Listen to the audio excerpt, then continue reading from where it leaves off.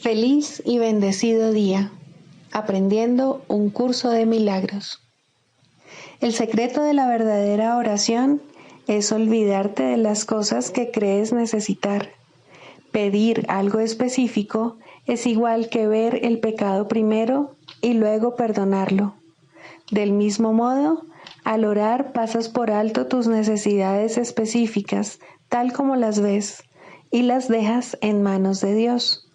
Ahí se convierten en los regalos que le haces, pues le dicen que no antepondrás otros dioses a Él, ni que quieres otro amor que el suyo. Este libro es un comienzo, no un final.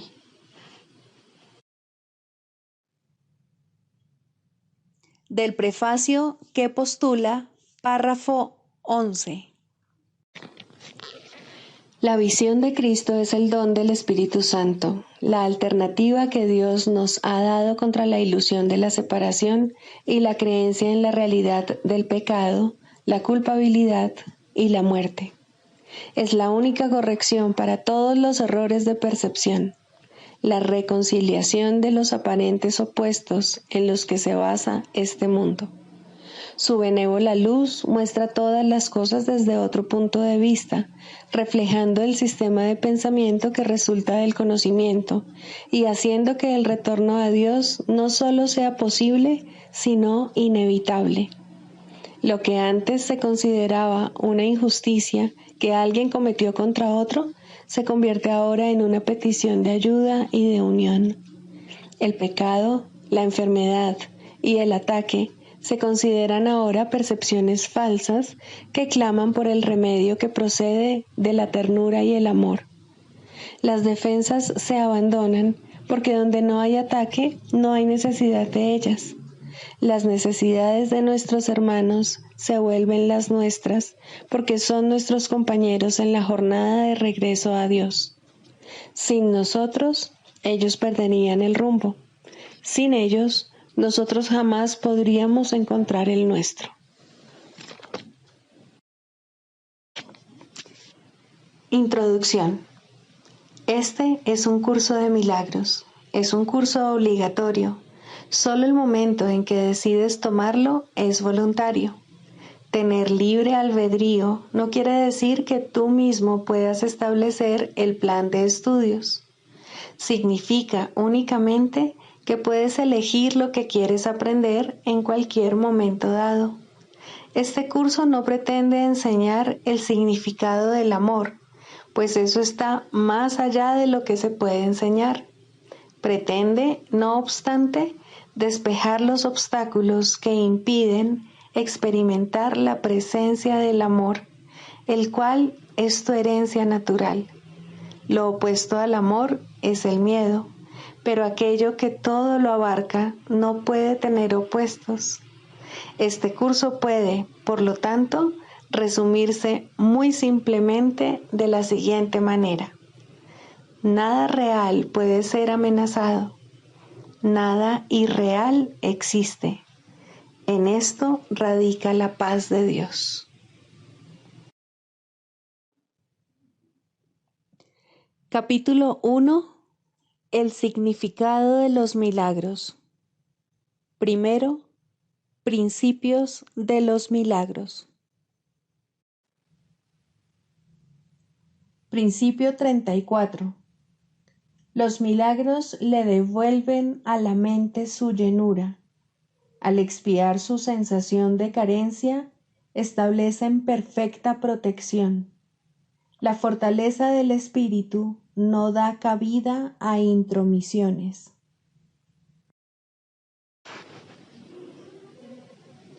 Capítulo 16. El perdón de las ilusiones. Tercero, las recompensas que se derivan de enseñar. Ya hemos aprendido que todo el mundo enseña y que enseña continuamente. Es posible que hayas enseñado bien, pero que no hayas aprendido a aceptar el bienestar que te produce enseñar. Si examinases lo que has enseñado y cuán ajeno es a lo que creías saber, No podrías por menos que darte cuenta de que tu maestro tuvo que proceder de más allá de tu sistema de pensamiento. Por lo tanto, él pudo verlo objetivamente y percibir que no era cierto. Tuvo que haber hecho eso basándose en un sistema de pensamiento muy diferente que no tiene nada en común con el tuyo, pues ciertamente lo que él ha enseñado y lo que tú has enseñado a través de él no tiene nada en común con lo que tú enseñabas antes de que él llegase. Y como resultado de ello, has llevado paz allí donde antes había dolor, y el sufrimiento ha desaparecido para ser reemplazado por la alegría. Puede que hayas enseñado lo que es la libertad, pero no has aprendido a ser libre. Anteriormente dije, por sus frutos los conoceréis, y ellos se conocerán a sí mismos, pues es indudable que te juzgas a ti mismo de acuerdo con lo que enseñas. Las enseñanzas del ego producen resultados inmediatos porque aceptas sus decisiones inmediatamente como tu elección. Y esa aceptación significa que estás dispuesto a juzgarte a ti mismo de igual modo.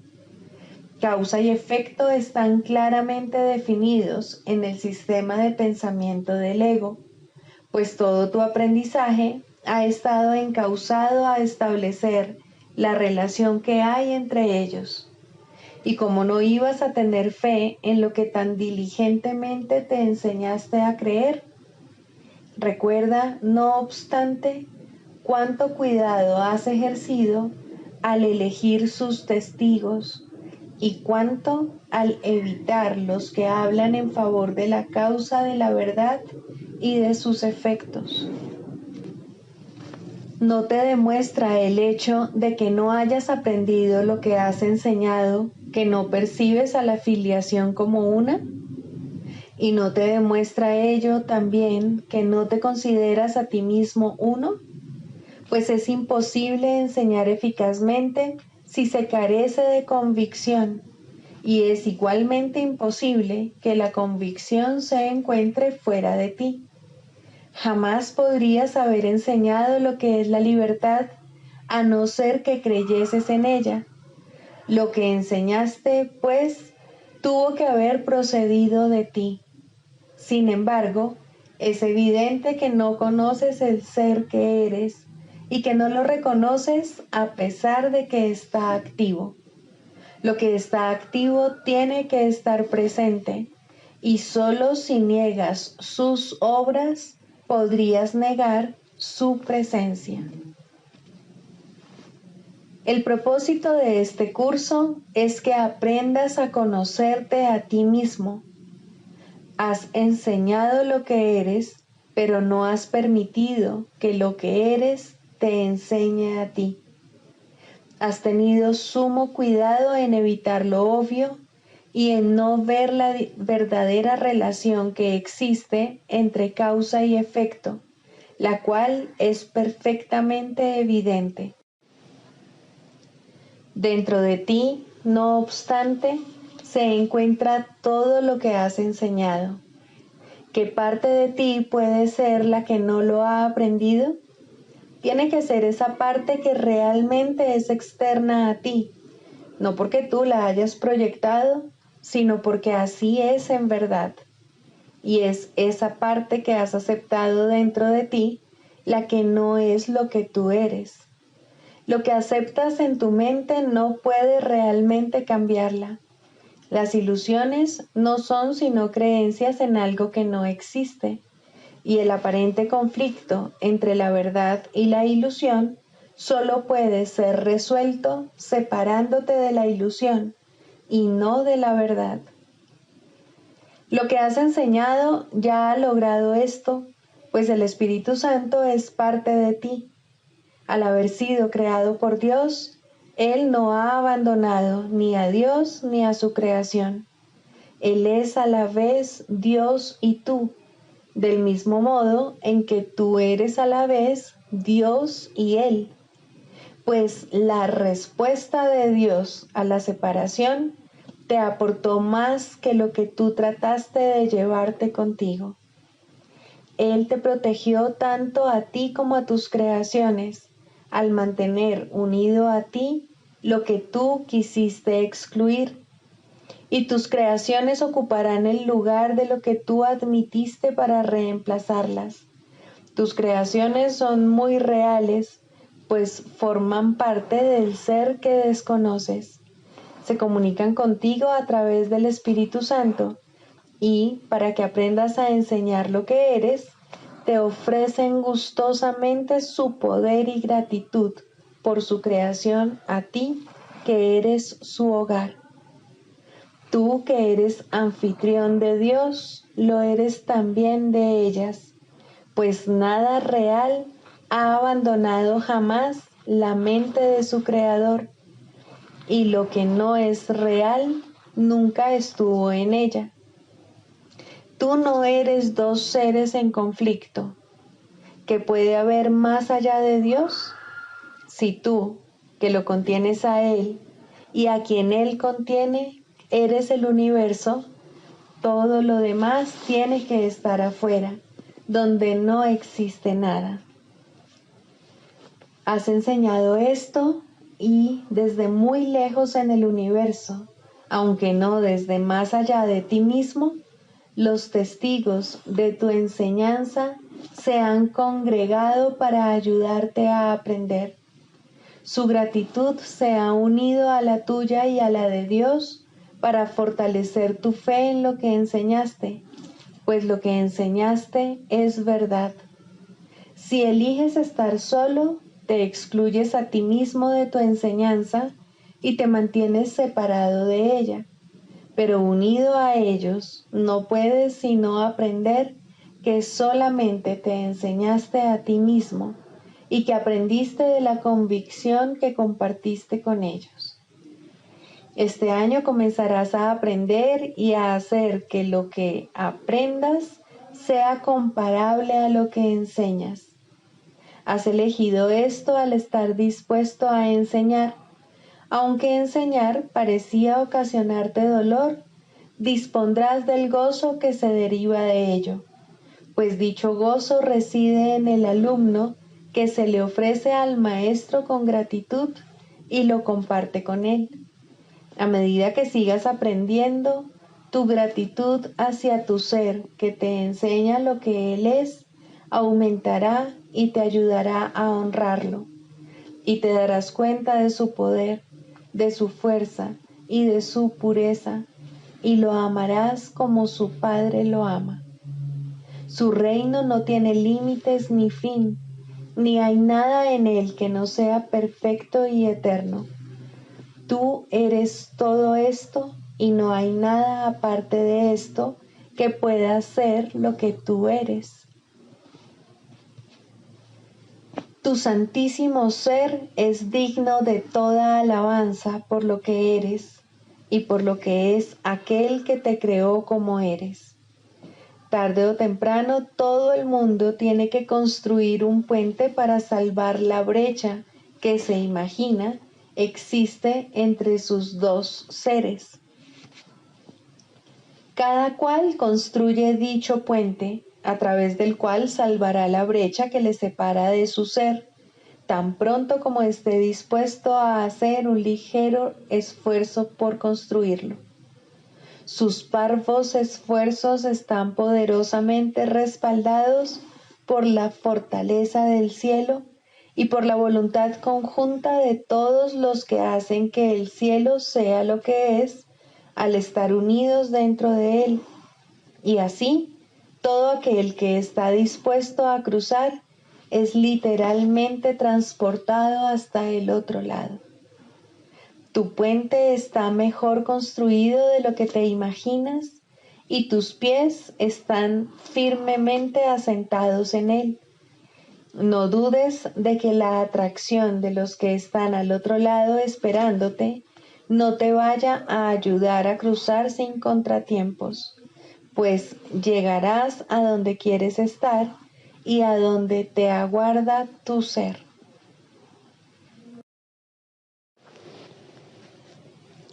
Libro de ejercicios, lección 102.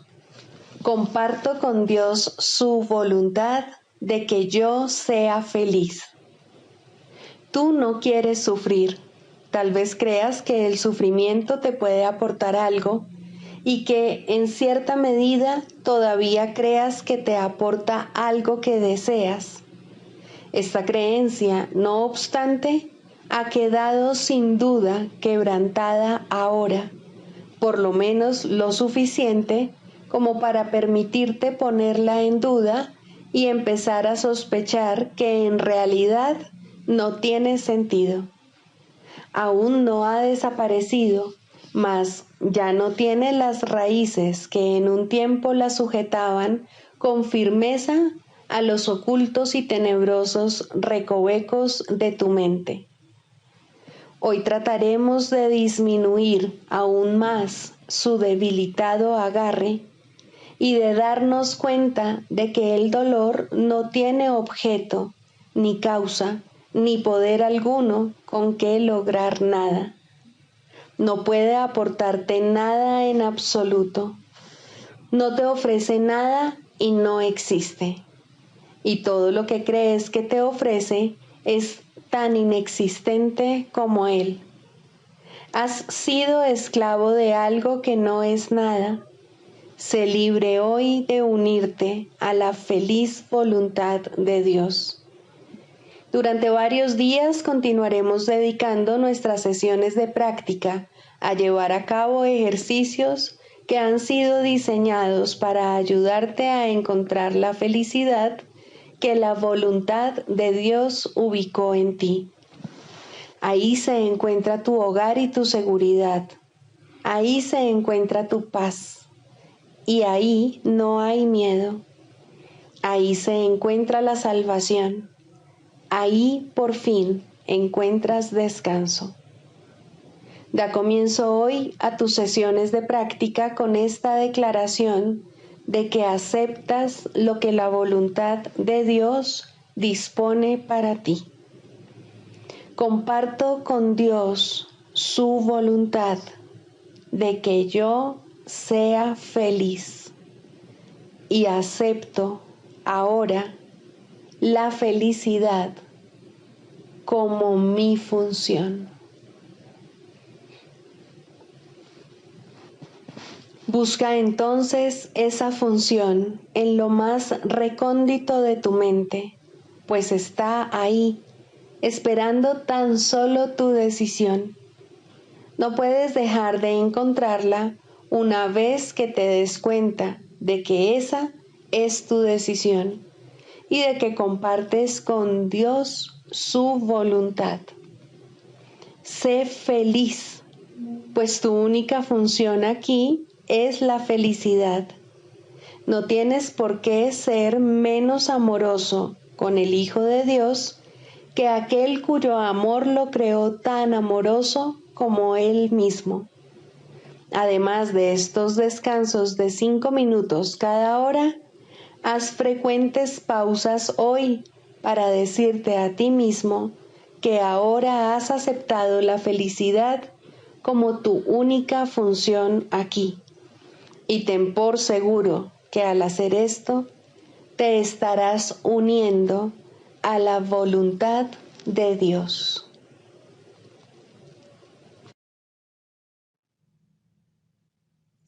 Del Manual para el Maestro, pregunta 4.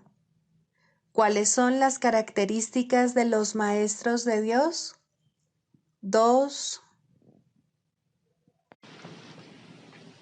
Honestidad. Todas las demás características de los maestros de Dios se basan en la confianza. Una vez que ésta se ha alcanzado, las otras se suceden naturalmente. Solo los que tienen confianza pueden permitirse ser honestos, pues solo ellos pueden ver el valor de la honestidad. La honestidad no se limita únicamente a lo que dices. El verdadero significado del término es congruencia. Nada de lo que dices está en contradicción con lo que piensas o haces, Ningún pensamiento se opone a otro, ningún acto contradice tu palabra, ni ninguna palabra está en desacuerdo con otra. Así son los verdaderamente honestos. No están en conflicto consigo mismos a ningún nivel. Por lo tanto, les es imposible estar en conflicto con nada o con nadie. La paz que experimentan los maestros de Dios avanzados se debe en gran medida a su perfecta honestidad. Solo el deseo de engañar da lugar a la pugna.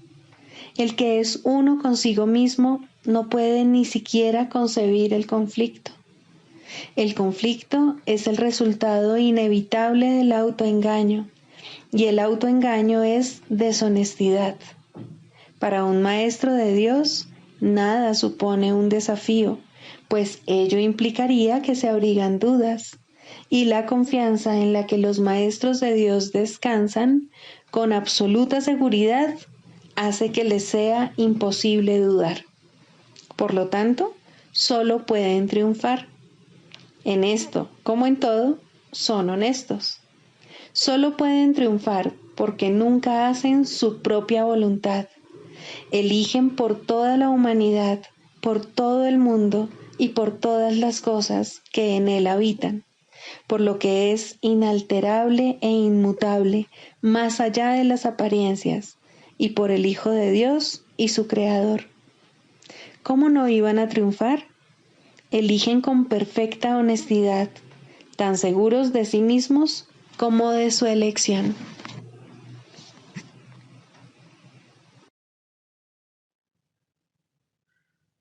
Manual para el Maestro, pregunta 12.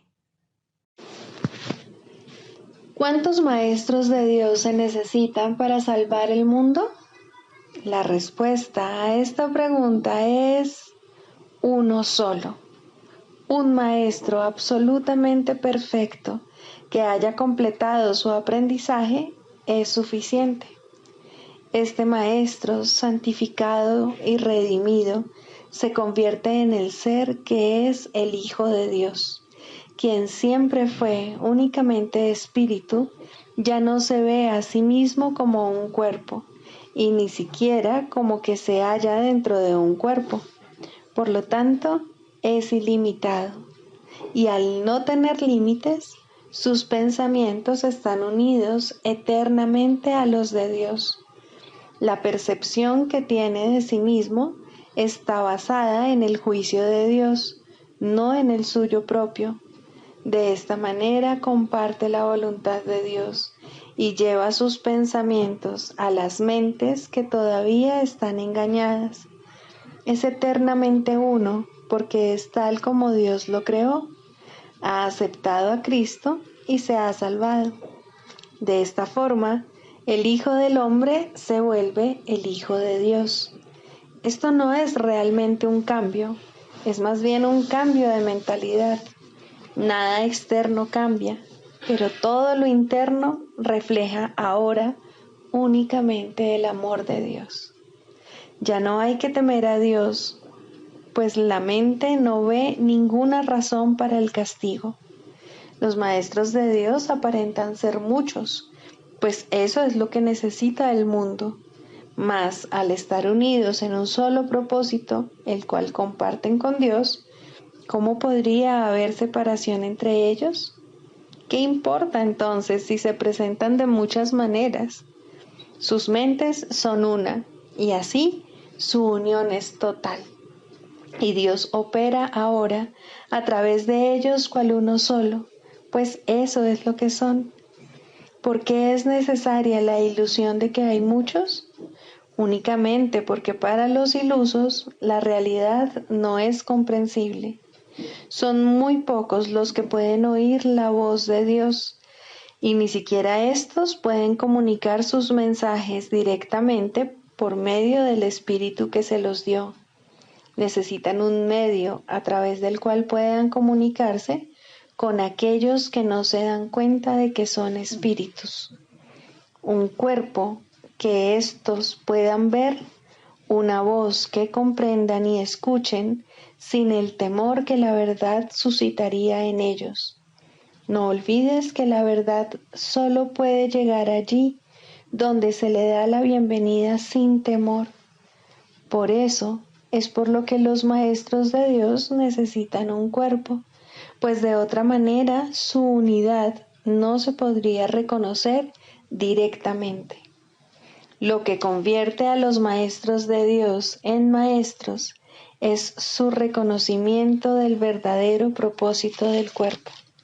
A medida que avanzan en su profesión, se afianzan más y más en la certeza de que la función del cuerpo no es otra que la de permitir que la voz de Dios hable a través de ellos a otros oídos humanos.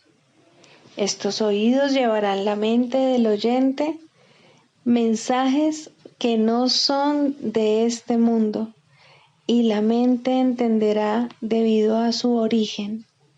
Como resultado de este entendimiento, este nuevo Maestro de Dios reconocerá cuál es el verdadero propósito del cuerpo, la única utilidad que realmente tiene. Esta lección basta para dejar que entre el pensamiento de unidad, y lo que es uno se reconoce como uno. Los maestros de Dios parecen compartir la ilusión de la separación, pero por razón del uso que hacen del cuerpo, no creen en la ilusión a pesar de las apariencias. La lección fundamental es siempre esta: el cuerpo se convertirá para ti en aquello para lo que lo uses. Úsalo para pecar o para atacar, que es lo mismo, y lo verás como algo pecaminoso. Al ser algo pecaminoso es débil, y al ser débil sufre y muere. Úsalo para llevar la palabra de Dios a aquellos que no la han oído, y el cuerpo se vuelve santo. Al ser santo no puede enfermar ni morir. Cuando deja de ser útil, se deja a un lado. Eso es todo. La mente toma esta decisión, así como todas las que son responsables de la condición del cuerpo. El Maestro de Dios, no obstante, no toma esta decisión por su cuenta. Hacer eso sería conferirle al cuerpo un propósito distinto del que lo mantiene santo. La voz de Dios dirá cuándo ha llevado a término su cometido, tal como le dice cuál es su función. Mas Él no sufre, tanto si se va como si se queda. Ahora es imposible que pueda enfermar. La unicidad y la enfermedad no pueden coexistir. Los maestros de Dios eligen ver sueños por un tiempo. Es una elección consciente, pues han aprendido que toda elección se hace conscientemente, con pleno conocimiento de sus consecuencias. El sueño afirma lo contrario, pero ¿quién pondría su fe en sueños una vez que los has reconocido como tales? Ser conscientes de que están soñando es la verdadera función de los maestros de Dios, quienes observan a los personajes del sueño ir y venir, variar y cambiar, sufrir y morir, mas no se dejan engañar por lo que ven. Reconocen que considerar a una de las figuras del sueño como enferma y separada no es más real que considerarla saludable y hermosa. La unidad es lo único que no forma parte de los sueños, y esta unidad, que indudablemente les pertenece, es lo que los maestros de Dios reconocen como lo que se encuentra tras el sueño, más allá de toda apariencia.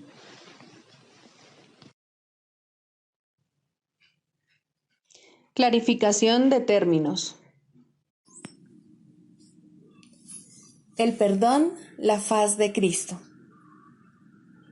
El perdón es el medio que nos lleva a Dios y que nos permite alcanzarle, mas es algo ajeno a Él. Es imposible concebir que algo creado por Él pueda necesitar perdón. El perdón, entonces, es una ilusión, pero debido a su propósito, que es el del Espíritu Santo, hay algo en ella que hace que sea diferente. A diferencia de las demás ilusiones, nos aleja del error en vez de acercarnos a él. Al perdón podría considerársele una clase de ficción feliz, una manera en la que los que no saben pueden salvar la brecha entre su percepción y la verdad. No pueden pasar directamente de la percepción al conocimiento, porque no creen que esa sea su voluntad.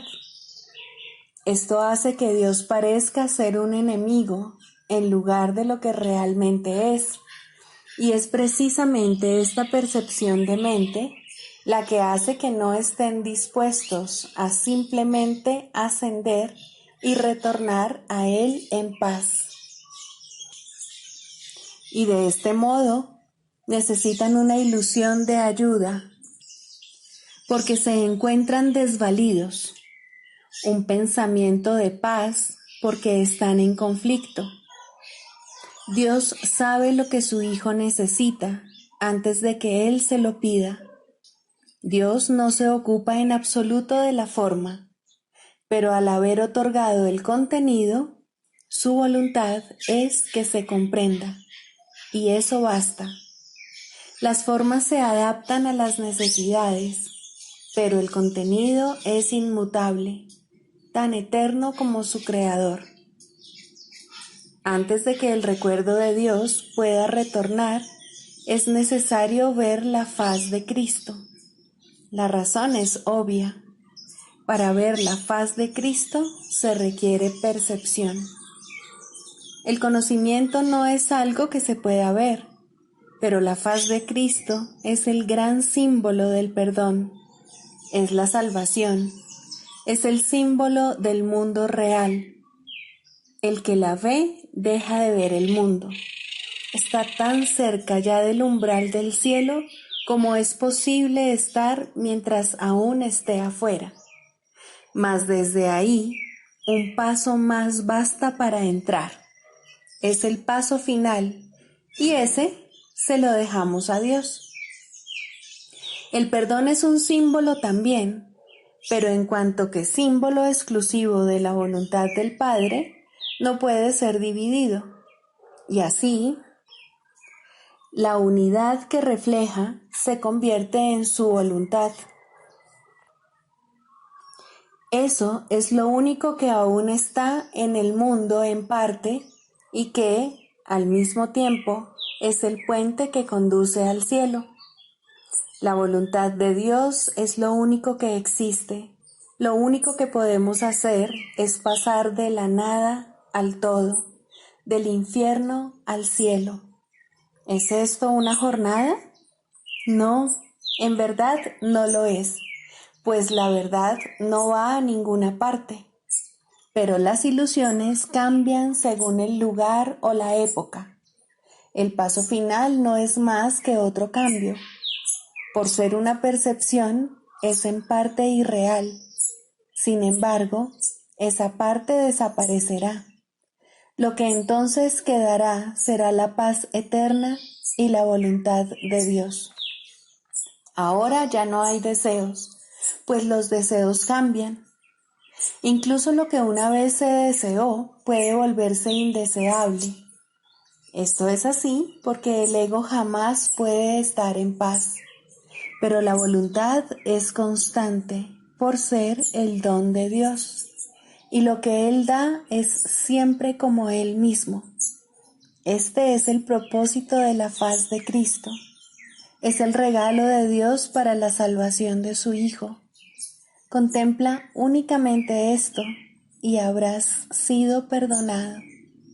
Cuán hermoso se vuelve el mundo en ese instante en el que ves la verdad acerca de ti mismo reflejada en él. Ahora estás libre de pecado, y contemplas tu impecabilidad. Ahora eres santo y así lo percibes. Y ahora la mente retorna a su Creador, la unión de Padre e Hijo, la unidad de unidades que se encuentra detrás de toda unión, aunque más allá de todas ellas. No se ve a Dios, sino que únicamente se le comprende. No se ataca a su Hijo, sino que se le reconoce.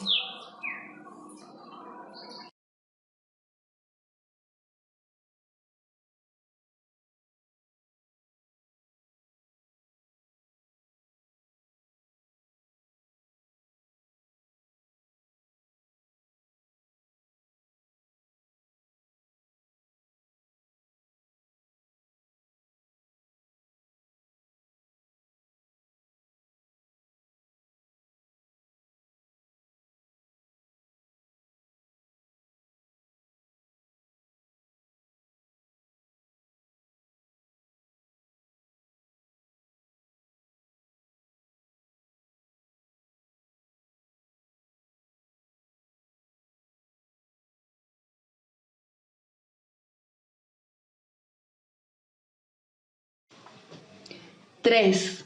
La práctica de la psicoterapia. Primero, la selección de pacientes. Todo aquel que se te envía es un paciente tuyo. Esto no significa que tú lo selecciones ni que escojas la clase de tratamiento adecuado, pero sí significa que nadie viene a ti por error. No hay errores en el plan de Dios. Sería un error, sin embargo, presumir que sabes lo que debe ofrecerse a todo el que viene. No te corresponde decidirlo. Hay una tendencia a asumir que se te llama constantemente a sacrificarte por aquellos que llegan. Esto difícilmente podría ser cierto. Exigir que te sacrifiques es exigir un sacrificio de Dios, y Él no sabe nada del sacrificio. ¿Quién podría pedirle a lo perfecto que sea imperfecto? ¿Quién decide entonces lo que cada hermano necesita? Seguramente no tú, que aún no reconoces quién es aquel que pide. Hay algo en él que te lo dirá si escuchas, y esa es la respuesta. Escucha. No exijas, no decidas, no sacrifiques. Escucha. Lo que oyes es verdad. ¿Mandaría Dios su Hijo a ti sin estar seguro de que reconoces sus necesidades? Piensa lo que Dios te está diciendo. Él necesita que tu voz hable por Él. ¿Podría ser algo más santo? ¿O ser un regalo mayor para ti? ¿Preferirías escoger quién sería Dios o escuchar la voz de aquel que es Dios en ti? Tus pacientes no necesitan estar físicamente presentes para que les sirvas en el nombre de Dios. Esto puede ser difícil de recordar, pero Dios no va a consentir que sus regalos para ti se limiten a los pocos que en efecto ves. Puedes ver otros también, pues la visión no está limitada a los ojos del cuerpo. Algunos no necesitan tu presencia física, te necesitan tanto y tal vez más en el instante en que se envían. Los reconocerás en la forma que pueda ser más útil para ambos. No importa cómo vengan, serían enviados en la forma en que sea más útil. Un nombre, un pensamiento, una imagen, una idea, o tal vez simplemente una sensación de estar llegando a alguien en alguna parte. La unión está en las manos del Espíritu Santo. No se puede evitar lograrla. Un terapeuta santo, Un maestro de Dios avanzado nunca olvida una cosa. No fue él quien hizo el currículo de la salvación, ni quien estableció su parte en él. Entiende que su parte es necesaria para el todo y que a través de ella reconocerá el todo cuando su parte esté completa.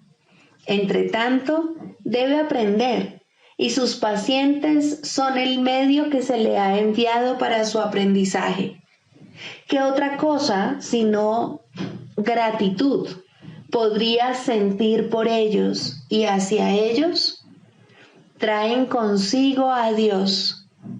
¿Rechazaría este regalo por un guijarro o cerraría la puerta al Salvador del mundo para dejar entrar a un fantasma? Que no traicione al Hijo de Dios. Quien lo llama está más allá de su comprensión, pero no se alegraría de poder responder cuando sólo así será capaz de escuchar la llamada y entender que es la suya. El canto de la oración. Segundo, la falsa curación en contraposición a la verdadera. La falsa curación no es más que un mísero intercambio de una ilusión por otra más agradable, de un sueño de enfermedad por uno de salud. Esto puede ocurrir en los primeros niveles de oración en combinación con un perdón bien intencionado, pero aún no comprendido del todo. Solo la falsa curación puede dar lugar al miedo, de tal manera que la enfermedad es libre para arremeter de nuevo. La falsa curación puede, en efecto, eliminar ciertas formas de dolor y enfermedad, pero la causa sigue ahí y no dejará de producir efectos. La causa sigue siendo el deseo de morir y de vencer a Cristo. Y con este deseo, la muerte es segura, pues a la oración se le da respuesta. No obstante, hay una clase de muerte aparente que tiene otra fuente. No es el resultado de pensamientos hirientes ni de una furia desenfrenada contra el universo. Significa simplemente que la utilidad del funcionamiento del cuerpo ha concluido, de manera que se elige abandonarlo en forma similar a como uno se desprende de una vestimenta desgastada. Esto es lo que debiera ser la muerte, una elección tranquila que se lleva a cabo felizmente y con una sensación de paz, pues el cuerpo se ha usado con bondad para ayudar al Hijo de Dios en el camino que lo lleva a su Padre. Le damos las gracias al cuerpo por el servicio que nos ha prestado, pero nos sentimos agradecidos también de que ya no haya necesidad de seguir transitando por el mundo de las limitaciones, ni de alcanzar al Cristo en formas borrosas y, a lo sumo, poder verlo claramente en amorosos destellos. Ahora podemos contemplarle sin velos, en la luz que hemos aprendido a ver nuevamente. Llamamos a esto muerte, pero es libertad. No se presenta en formas que parecen imponerse con dolor a una carne renuente, sino como una dulce bienvenida a la liberación.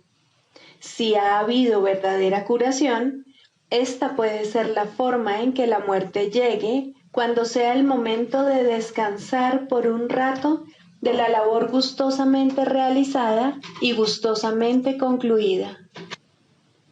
Ahora nos dirigimos en paz a una atmósfera más despejada y a climas más suaves, donde no es difícil ver que los regalos que dimos nos fueron salvaguardados. Cristo nos resulta más claro ahora. Su visión es más sostenida en nosotros. Su voz, la palabra de Dios, más claramente nuestra. Este sereno pasar de un nivel de oración más elevado a un tierno perdón de las cosas del mundo, solo puede recibirse con agradecimiento. Pero primero, la verdadera curación tiene que haber bendecido a la mente con amoroso perdón por los pecados con los que soñó e impuso sobre el mundo. Ahora sus sueños se desvanecen en un tranquilo descanso. Ahora su perdón viene a sanar el mundo y está lista para partir en paz, pues la jornada ha llegado a su fin y las lecciones se han aprendido. Eso no es muerte de acuerdo con el pensar del mundo, pues la muerte es cruel ante sus atemorizados ojos y se manifiesta en forma de castigo por el pecado. ¿Cómo podría entonces ser una bendición?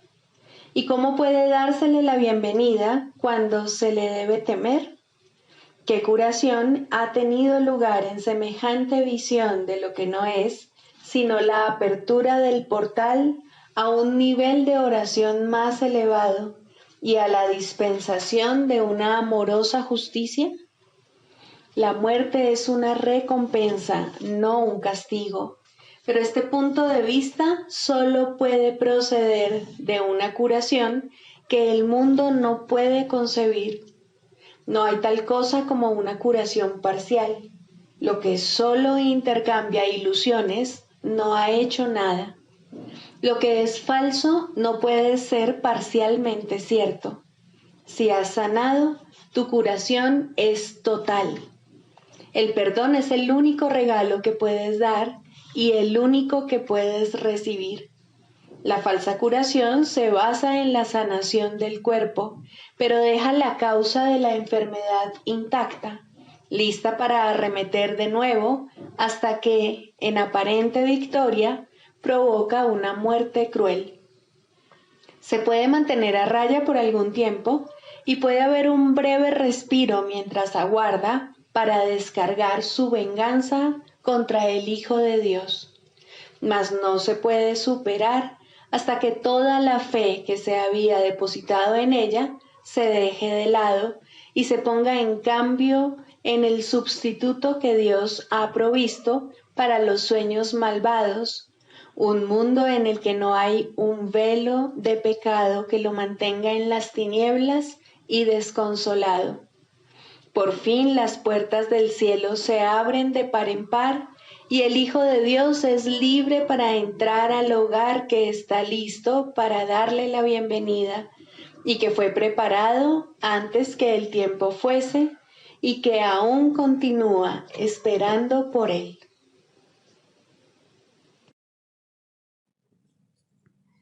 Sigamos a Jesús haciendo del perdón algo tan natural como respirar y algo tan vital como el aire. Amén.